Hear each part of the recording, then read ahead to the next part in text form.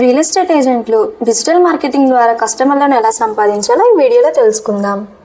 ఇప్పటి కాలంలో పాంప్లెట్లు, వాల్ పోస్టర్లు కంటే ఫేస్బుక్ యాడ్స్, ఇన్స్టాగ్రామ్ రీల్స్కి ఎక్కువ పవర్ ఉంది. రియల్ ఎస్టేట్ ఏజెంట్లు డిజిటల్ మార్కెటింగ్ ద్వారా కస్టమర్లను ఎలా అందుకోవచ్చో ఈ వీడియోలో తెలుసుకుందాం. ట్రెడిషనల్ మార్కెటింగ్లో పాంప్లెట్స్ పంచిపెట్టడం, పోస్టర్స్ అంటించడం ద్వారా మార్కెటింగ్ చేసేవారు. కానీ ఇప్పుడు మొబైల్ ద్వారా ఎఫెక్టివ్గా డిజిటల్ మార్కెటింగ్ చేయొచ్చు. సెలెక్టెడ్ ఏజ్ గ్రూప్కి యాడ్ చూపించవచ్చు. అంటే జనరల్గా రియల్ ఎస్టేట్లో ప్లాట్స్ లేదా అపార్ట్మెంట్ కొనేవాళ్ళు 25 years అబోవ్ ఉంటారు.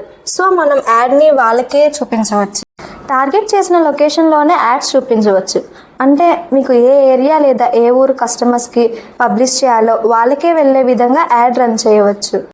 జెండర్ స్పెసిఫిక్గా యాడ్ని చూపించవచ్చు. అంటే మీ బిజినెస్ ఓరియంటెడ్గా మేల్ లేదా ఫీమేల్ ఎవరికి కావాలి అంటే వాళ్ళకే యాడ్ని పంపించవచ్చు.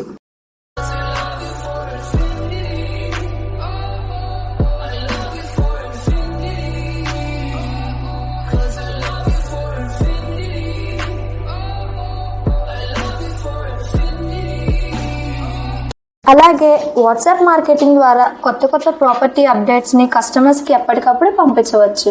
ఎస్టేట్ మార్కెటింగ్ని గూగుల్లో లోకల్గా రిజిస్టర్ చేసుకొని రియల్ ఎస్టేట్ ఏజెంట్ బై మీ అంటే మీ పేరు రావాలి.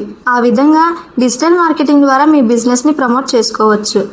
అలాగే మీకు ఒక ప్రొఫెషనల్ వెబ్సైట్ ఉంటే మీరు ట్రస్టెడ్ ఏజెంట్గా కనిపిస్తారు. సో దీనివల్ల లీడ్స్ జనరేట్ చేయడానికి హెల్ప్ అవుతుంది. సో మీకంటూ ఒక వెబ్సైట్ ఉండేలా చూసుకోండి. రియల్ ఎస్టేట్ బిజినెస్లో డిజిటల్ మార్కెటింగ్ ద్వారా లో కాస్ట్ నుండే లీడ్స్ పొందవచ్చు. ఇంకా ట్రెడిషనల్ మార్కెటింగ్ మీద ఆధారపడకండి.